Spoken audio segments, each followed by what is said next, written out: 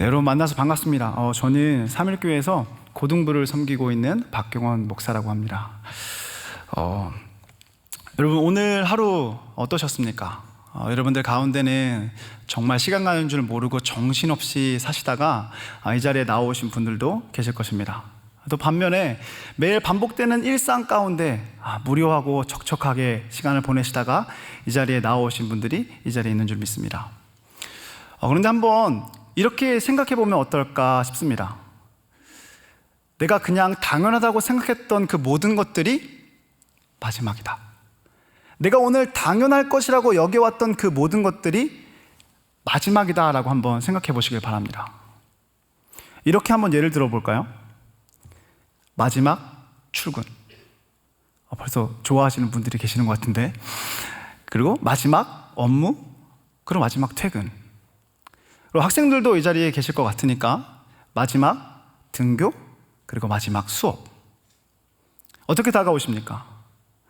그리고 소중한 사람들과의 만남, 그 만남이 마지막이라고 한번 생각해 보십시오. 그리고 지금 이 시간 우리가 드리고 있는 이 예배의 자리가 나에게 있어서 마지막 예배의 자리라고 한번 생각해 보시길 바랍니다. 조금 느껴지는 게 다르지 않습니까? 예배 시작부터 너무 무겁게 가는 것 같아가지고 너무 죄송한데, 여러분 제가 왜 이런 말씀을 드리냐면 최근에 제가 이런 경험을 했기 때문입니다. 제가 당연하게 하다고 생각했던 그 모든 것들이 한순간에 마지막이 될 수도 있겠구나라는 생각이 들었습니다. 저와 아이들이 행복하게 시간을 보내고 있는 그 가족의 시간, 가족들과 행복하게 보내고 있는 그 시간이 나에게 있어서 마지막이 될 수 있겠구나라는 생각이 저에게 찾아왔습니다. 그리고 제가 삼일교회 고등부에서 고등부 학생들과 함께 예배를 드리고 선생님들과 함께 수련회를 준비하며 사역을 해나갔던 이 행복한 시간들이 나에게 마지막일 수 있겠구나라는 생각이 저를 찾아왔습니다. 그리고 이 자리에 서서 삼일교회 성도님들과 함께 말씀을 나누는 이 귀한 시간이, 이 귀한 자리가 나에게 있어서 마지막일 수 있겠구나라는 생각이 저를 찾아왔습니다. 저에게 이런 생각을 하게 만든 계기는 무엇이었을까요? 그것은 바로 건강검진입니다.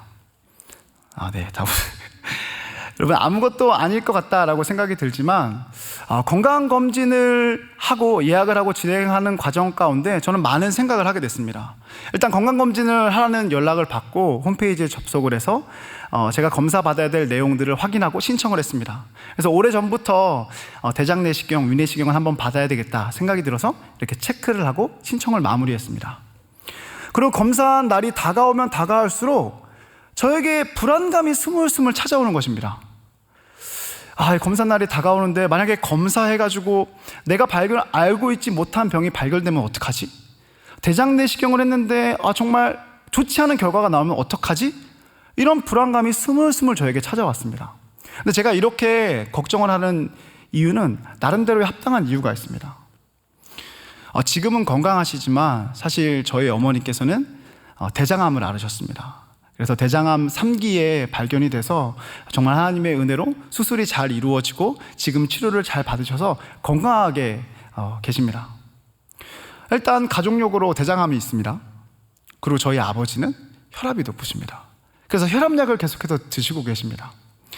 여러분 대장암, 고혈압 이 두 가지 가족력만 가지고도 저는 걱정하기에 충분하다라고 생각이 들었습니다.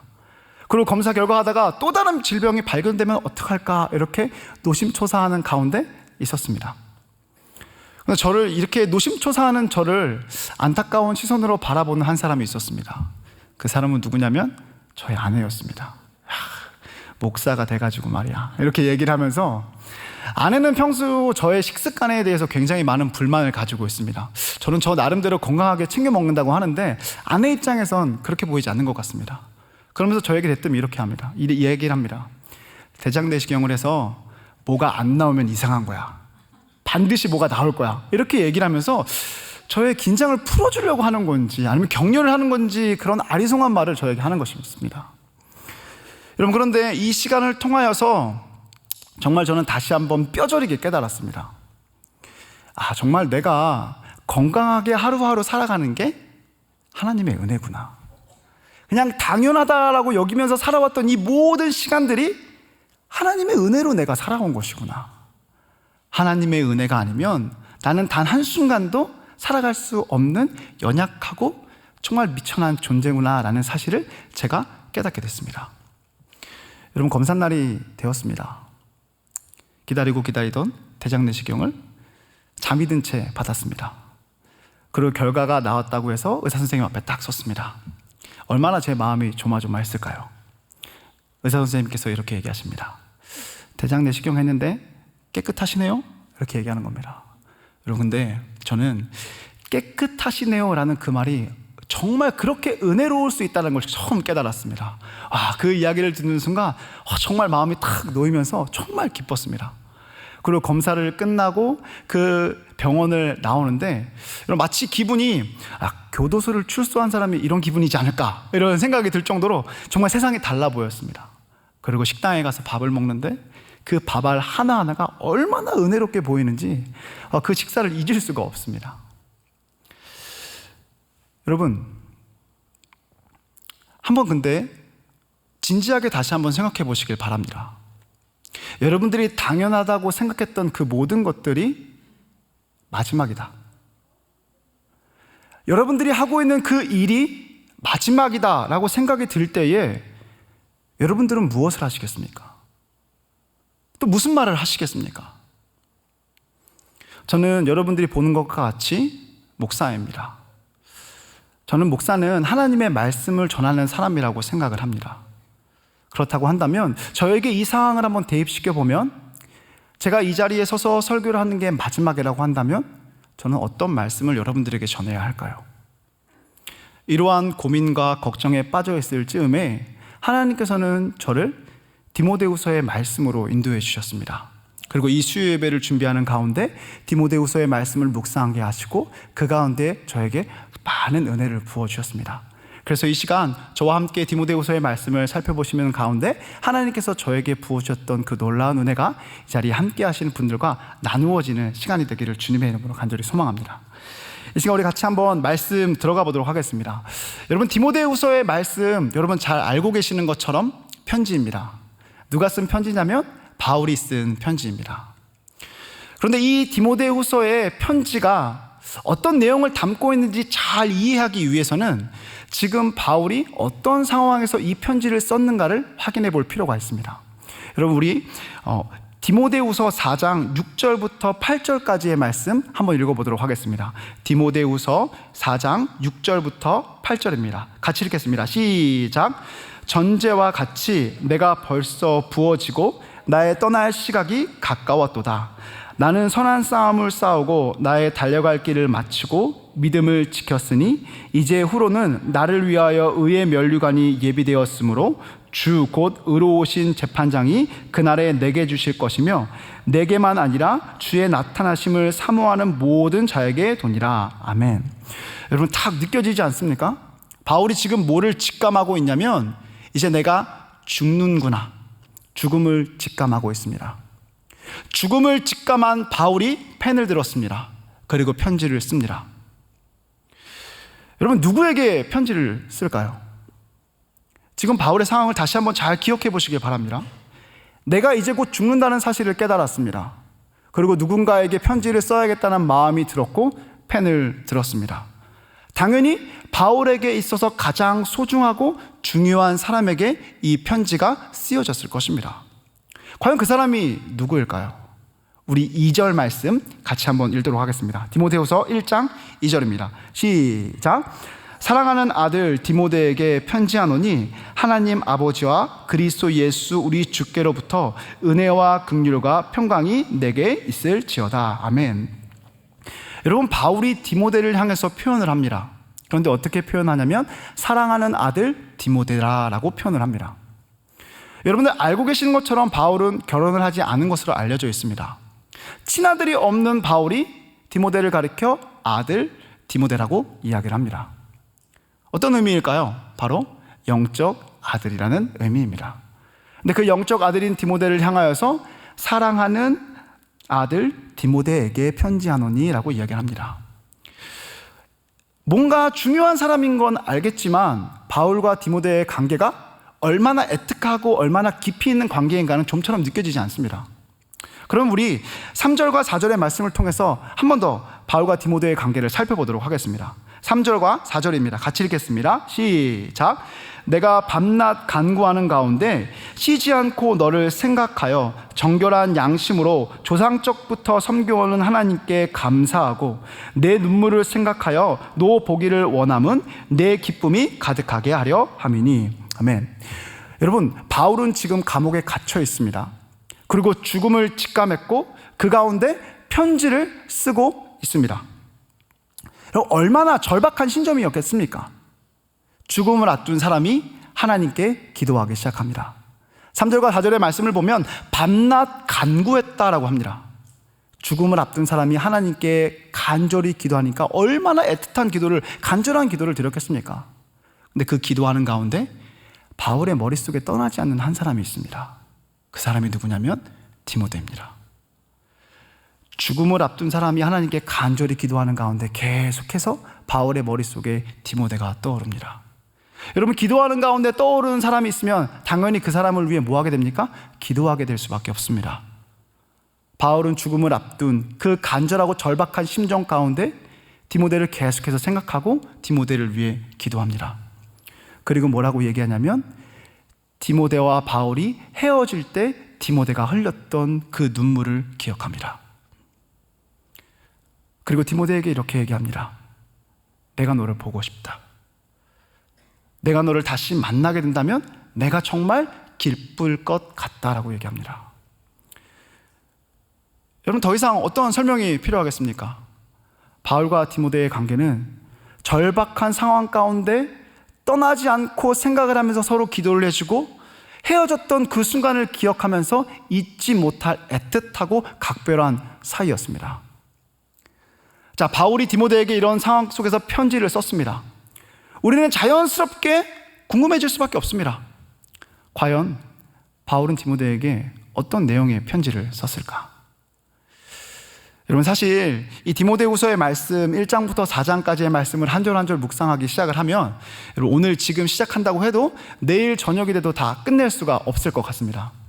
그런데 다행히도 여러분, 11월 달에 우리 새벽기도 설교 본문이 디모데후서입니다. 그래서 이 디모데후서의 자세한 그 내용 하나하나는 그 11월에 여러분들이 새벽기도의 말씀을 통하여서 한 절 한 절 묵상하시면 좋을 것 같고, 오늘 이 시간에는 시간 관계상 디모데후서의 전체의 말씀을 가장 중요한 핵심적인 주제로 표현하고 있는 그 한 절의 말씀을 통해서 디모데후서의 말씀이 바울이 디모데에게 무엇을 얘기해 주고 있는가 한번 확인해 보겠습니다.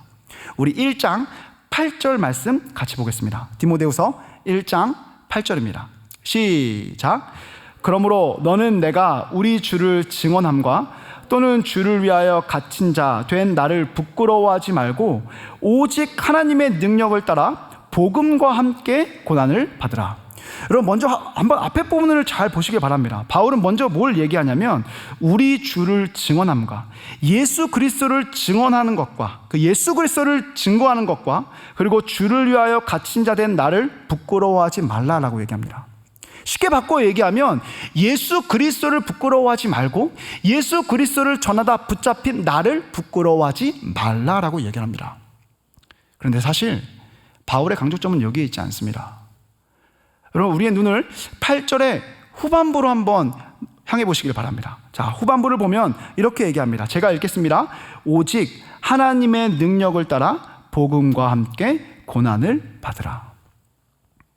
바울이 뭐라고 얘기하냐면 고난을 받으라라고 얘기합니다. 여러분, 좀처럼 잘 이해가 안 됩니다.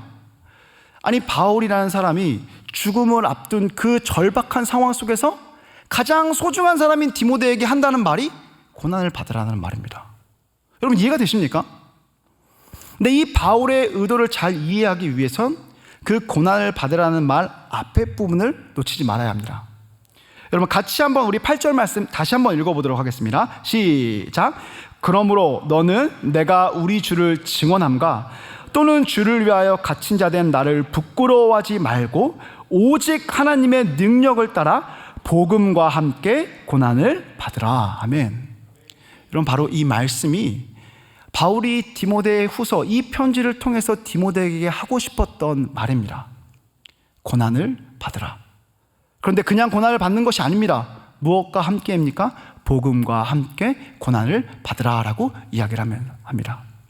이 이야기를 하고 바울은 이제 순서대로 디모데에게 이야기하기 시작합니다. 가장 먼저 뭘 이야기하냐면 바울은 디모데에게 복음과 함께 고난을 받으라에서 복음이 무엇인지를 디모데에게 설명합니다. 여러분, 바울이 전하는 복음이라고 해서 뭔가 특별한 게 있을까요? 특별한 것 없습니다. 바울이 전했던 복음이 어떤 복음인지 바울은 친절하게 그 다음 9절과 10절의 말씀을 통해서 설명해 주는데, 제가 한번 여러분들에게 읽어드리겠습니다. 디모데후서 1장 9절 10절입니다. 하나님이 우리를 구원하사 거룩하신 소명으로 부르심은 우리의 행위대로 하심이 아니요 오직 자기의 뜻과 영원 전부터 그리스도 예수 안에서 우리에게 주신 은혜대로 하심이라. 이제는 우리 구주 그리스도 예수의 나타나심으로 말미암아 나타났으니 그는 사망을 패하시고 복음으로써 생명과 썩지 아니할 것을 드러내신지라. 아멘. 바울이 말하고 있는 복음은 우리가 알고 있는 복음과 같습니다. 하나님께서 우리를 부르십니다. 하나님께서 우리를 부르시고 예수 그리스도를 나타내 주십니다. 그리고 그 예수 그리스도를 우리로 하여금 믿게 하십니다. 하나님께서는 예수 그리스도를 믿는 믿음을 가진 우리를 보시고 그 믿음으로 말미암아 우리를 어디로 인도하시냐면 하나님의 나라로 인도하십니다. 그리고 영원한 생명을 우리에게 누리게 하십니다. 이것이 바로 바울이 말하고 있었던 복음입니다. 여러분, 그런데 이 복음에 대해서 우리가 기억할 때 한 가지 놓치지 말아야 할 게 있습니다.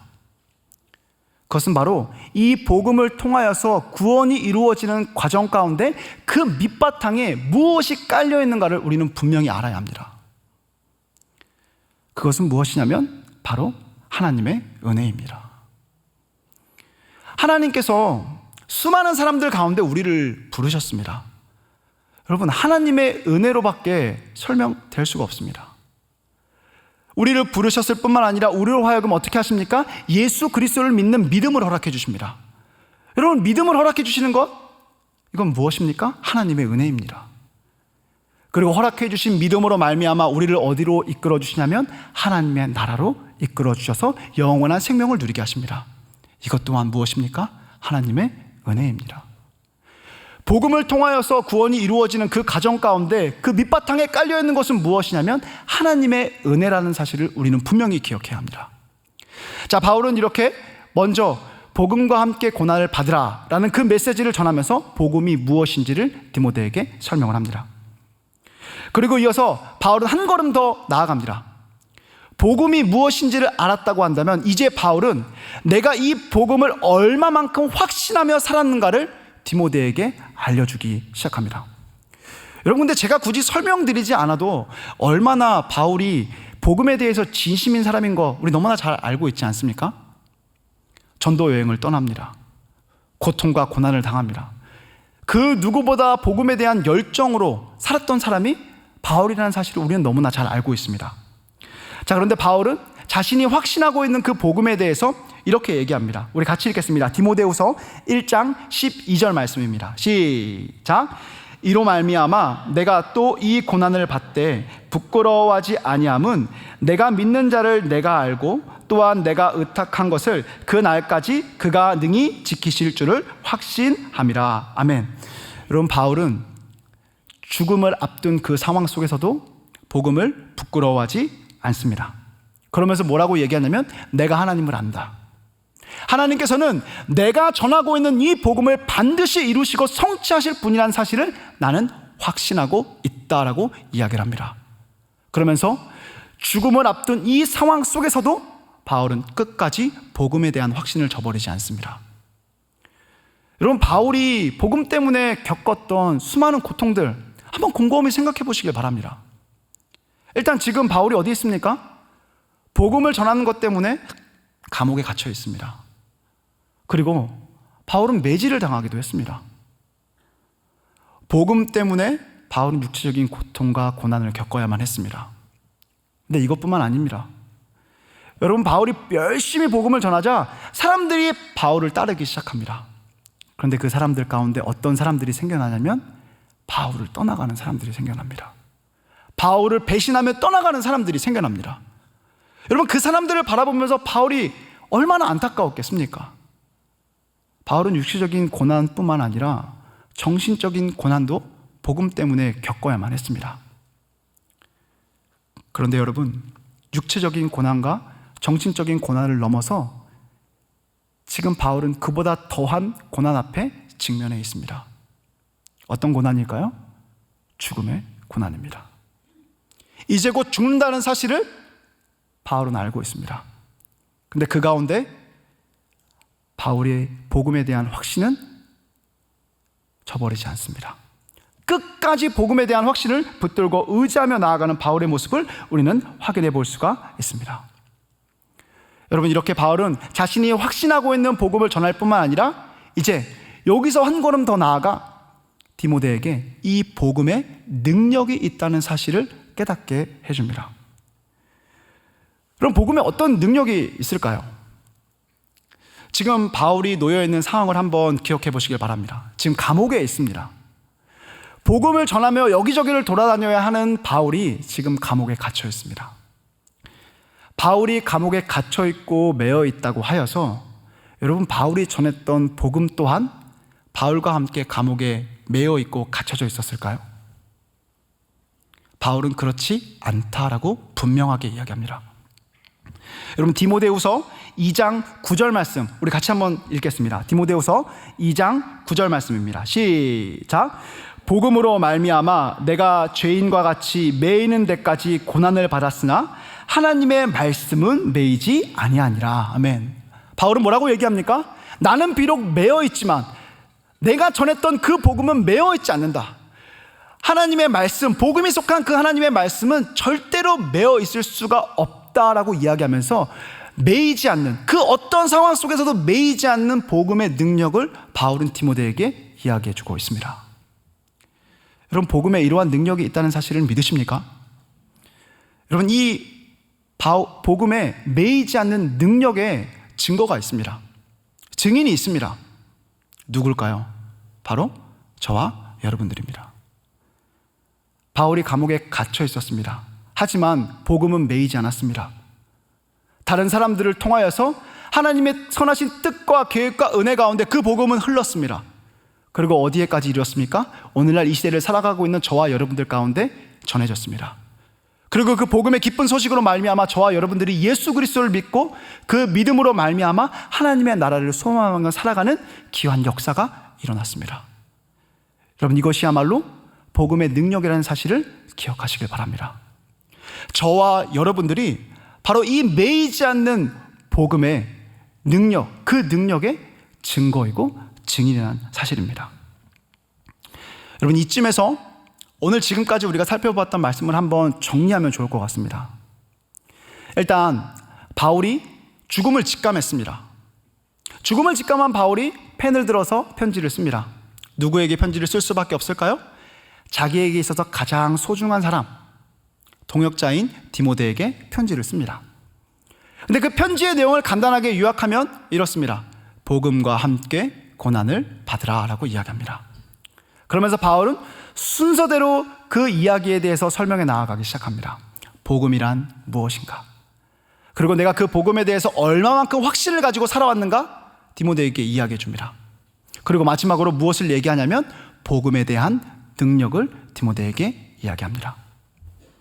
자, 여러분, 이제 바울은 디모데에게 무엇을 이야기하냐면 너가 평생에 걸쳐서 살아내야 할 삶의 모습은 복음과 함께 고난을 받으며 살아가야 하는 삶의 목표가 너에게 주어졌다. 그런데 너의 매일매일의 삶 가운데 복음과 함께 고난을 받는 그 삶을 향하여서 나아가기 위해서 너의 삶을 돌아보게 만드는 말씀이 너에게 주어져야 한다. 너가 이 말씀을 통해서 너를 돌아보고 너가 정말 복음과 함께 고난을 받는 삶을 향해 나아가고 있는가 확인해 보아야 한다라고 이야기하면서 디모데의 매일매일의 삶 가운데 그가 살아내야 할 삶의 모습을 한 가지 제시해 줍니다. 여러분, 그 말씀은 바로 어디냐면 우리가 잘 알고 있는 디모데후서 2장 15절의 말씀입니다. 여러분, 쉽게 생각하면 이렇게 이해하시면 좋을 것 같습니다. 디모데후서라는 책이 있습니다. 편지가 있습니다. 이 편지에 제목을 붙이자고 한다면 복음과 함께 고난을 받으라 합니다. 자, 이 편지의 제목이 복음과 함께 고난을 받으라라고 한다면 이 편지의 핵심적인 내용은 무엇이냐? 바로 디모데후서 2장 15절의 말씀입니다. 우리 같이 한번 읽어보도록 하겠습니다. 디모데후서 2장 15절 말씀입니다. 시작. 너는 진리의 말씀을 옳게 분별하며 부끄러울 것이 없는 일꾼으로 인정된 자로 자신을 하나님 앞에 드리기를 힘쓰라. 아멘. 자, 우리 앞부분부터 차근차근 한번 살펴보면 좋을 것 같습니다. 여러분, 바울이 얘기하고 있는 진리의 말씀은 무엇을 얘기할까요? 바로 하나님의 말씀, 성경을 이야기합니다. 자, 그리고 바울은 이 디모데후서의 후반부에 이르러서 이 성경에 대해서 성경이 어떤 역할과 어떤 능력을 가지고 있는가를 우리에게 이야기해주고 디모데에게 이야기해줍니다. 여러분, 우리가 잘 알고 있는 말씀인데요, 디모데후서 3장 15절부터 17절까지 말씀 한번 읽어보도록 하겠습니다. 디모데후서 3장 15절부터 17절입니다. 시작. 또 어려서부터 성경을 알았나니 성경은 능히 너로 하여금 그리스도 예수 안에 있는 믿음으로 말미암아 구원에 이르는 지혜가 있게 하느니라. 모든 성경은 하나님의 감동으로 된 것으로 교훈과 책망과 바르게 함과 의로 교육하기에 유익하니 이는 하나님의 사람으로 온전하게 하며 모든 선한 일을 행할 능력을 갖추게 하려 함이라. 아멘. 여러분, 하나님의 말씀, 바울이 이야기하고 있는 그 하나님의 말씀, 진리의 말씀은 어떤 역할을 합니까? 먼저 구원에 이르는 지혜가 그 안에 담겨져 있습니다.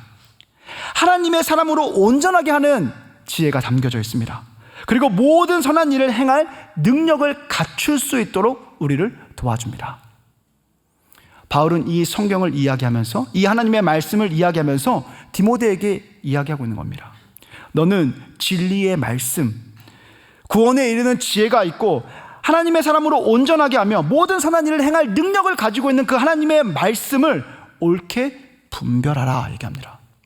여러분, 분별하라는 뜻에는 디모데에게는 이러한 의미입니다. 너가 사람들에게 하나님의 말씀을 전할 때에 그 하나님의 말씀이 어떠한 의미가 담겨져 있는지 올바로 분별해서 그들에게 전해라 라는 의미가 담겨져 있습니다. 그런데 여러분, 이 말은 비단 말씀을 전하는 디모데와 같은 사람에게만 국한되지 않습니다. 여러분들과 같이 말씀을 듣는 자들에게도 이 말씀은 유효합니다. 어떻게 유효하게 되냐면, 여러분들이 하나님의 말씀을 듣습니다. 옳게 분별된 하나님의 말씀을 들을 때에 여러분들이 그 말씀을 잘 보존해서 여러분들의 삶 가운데 살아내는 것, 삶 속에 그 말씀을 나타내는 것을 가리켜 오늘 디모데후서 2장 15절의 말씀은 너는 진리의 말씀을 옳게 분별하는 것이다 라고 이야기를 합니다. 그래서 바울은 하나님의 말씀을 전하는 자나 듣는 자 모두에게 하나님의 말씀을 올바로 분별하여서 전하고 그 말씀을 듣는 너희들도 그 말씀을 너희들의 삶 가운데 온전하게 살아내야 한다라고 이야기를 합니다. 그러면서 바울은 이어서 이야기합니다. 부끄러울 것이 없는 일꾼으로 인정된 자로 자신을 하나님 앞에 드리기를 힘쓰라. 아멘. 하나님의 말씀을 전하고 하나님의 말씀을 듣는 여러분들이 그 말씀을 가지고 우리의 삶을 되돌아봅니다. 그리고 우리의 삶을 무엇을 향해 나아가야 하냐면 부끄러울 것이 없는 일꾼으로, 하나님 앞에 부끄러울 것이 없는 일꾼으로, 그리고 하나님 앞에 인정된 자로 나아가기를 매일매일의 삶 가운데 힘쓰며 살아가야 한다라고 바울은 디모데에게 이야기하고 있는 것입니다.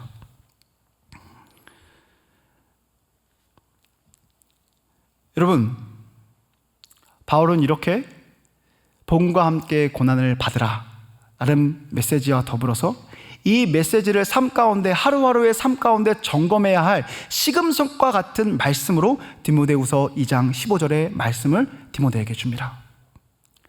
말씀을 늘 올바르게 전하고 올바르게 전한 말씀을 너의 삶 가운데 살아내기를 노력해라. 그리고 날마다의 너의 삶 가운데 하나님 앞에 부끄러울 것이 없는 사람으로, 인정된 자로 서 있기를 힘쓰며 살아가라. 매일매일 너의 삶이 그러한 삶을 향하여 나아갈 때에 너의 삶은 복음과 함께 고난을 받는 삶을 향해 나아갈 것이다 라고 이야기를 해줍니다. 바울은 이렇게 디모데에게 죽음을 앞둔 그 시점에서 디모데에게 하고자 하고 싶던 모든 말을 전합니다. 그리고 이제 마지막 부분에 이르러서 바울은 이제 그가 바라보고 소망하고 있는 것이 무엇인가를 디모데에게 알려줍니다. 여러분, 우리가 읽었던 말씀이지만 이제 바울이 모든 것을 디모데에게 전달해주고 난 이후에 어떠한 심정과 어떠한 마음으로 이 이야기를 하고 있는가, 우리 다시 한번 말씀을 읽어보도록 하겠습니다. 디모데후서 4장 6절부터 8절 말씀입니다. 디모데후서 4장 6절부터 8절 같이 읽겠습니다. 시작. 전제와 같이 내가 벌써 부어지고 나의 떠날 시각이 가까웠도다. 나는 선한 싸움을 싸우고 나의 달려갈 길을 마치고 믿음을 지켰으니 이제 후로는 나를 위하여 의의 면류관이 예비되었으므로 주 곧 의로우신 재판장이 그 날에 내게 주실 것이며 내게만 아니라 주의 나타내심을 사모하는 모든 자에게 도니라. 아멘. 여러분, 이제 바울은 죽음을 직감하고 이제 그가 장차 얻게 될 소망, 그것을 디모데에게 얘기해 줍니다. 내가 하나님의 나라에 들어가서 내가 평생을 걸쳐서 전했던 그 복음의 말씀과 같이 하나님의 나라에 들어가 영원한 생명을 누리는 삶을 내가 살아갈 것이다 라고 디모데에게 이야기합니다. 그리고 이 디모데후서의 마지막 부분은 이제 마지막으로 실질적으로 바울이 디모데에게 무엇을 가져와 달라 개인적인 부탁이 쭉 서술되면서 디모데후서의 말씀이 맞춰지게 됩니다. 여러분, 오늘 말씀을 한번 정리해 보려고 합니다. 바울은 죽음을 앞둔 그 시점에서 디모데에게 얘기합니다. 뭐라고 얘기합니까? 복음과 함께 고난을 받으라 라고 이야기합니다. 그러면서 복음에 대해서 설명합니다. 그리고 자신이 얼마나 그 복음에 대해서 확신이 있었는가를 디모데에게 전해줍니다. 그리고 복음에 능력이 있다는 사실을 이야기해 줍니다. 그리고 복음과 함께 고난을 받는 삶을 위해서 너가 매일매일 점검해야 하는 것, 하나님의 말씀을 옳게 분별해야 하고 하나님 앞에 부끄러울 것이 없는 자로, 그리고 인정된 자로 서 있기를 날마다 힘쓰며 살아가야 한다라고 이야기를 합니다. 바울이 디모데에게 바랬던 것, 다른 것이 아니라 복음과 함께 고난을 받는 삶이었습니다. 여러분, 오늘 이 예배가 마쳐지고 나면 여러분들은 다시 하나님께서 세워주신 곳을 향해 나아갑니다.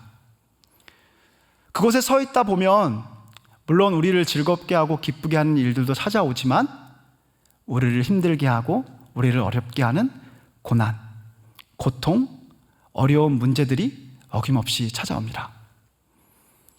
그런데 그때에 여러분들이 오늘 말씀을 기억하셨으면 좋겠습니다. 죽음을 앞둔 바울이 디모데에게 마지막으로 이야기했던 그 유언과 같은 말씀, 복음과 함께 고난을 받으라. 이 고백이 저와 여러분들의 삶의 고백이 되기를 주님의 이름으로 간절히 소망합니다. 여러분, 복음의 중심에 누가 계십니까? 예수 그리스도가 계십니다. 여러분, 예수 그리스도에 대한 이야기는 어디에 담겨져 있을까요? 하나님의 말씀에 담겨져 있습니다. 그럼 하나님의 말씀은 누구로부터 우리에게 주어졌을까요? 하나님께서 우리에게 허락해 주셨습니다. 여러분, 이것을 한번 복음과 함께 고난을 받으라는 말씀에 적용해 보기를 원합니다. 복음과 함께 고난을 받으라라고 이야기합니다. 복음의 중심 되시는 예수 그리스도와 함께 고난을 받으라라고 바꾸어 표현할 수 있을 것입니다. 그리고 이 말을 다시 바꾸어 표현해 본다고 한다면 예수 그리스도의 이야기가 담겨있는 하나님의 말씀과 함께 고난을 받으라라고 바꾸어 표현할 수 있습니다. 그리고 한 번 더 바꾸어 표현해 본다면 하나님께서 하나님의 말씀을 주신 그 하나님과 함께 고난을 받으라라고 바꾸어 표현할 수 있습니다.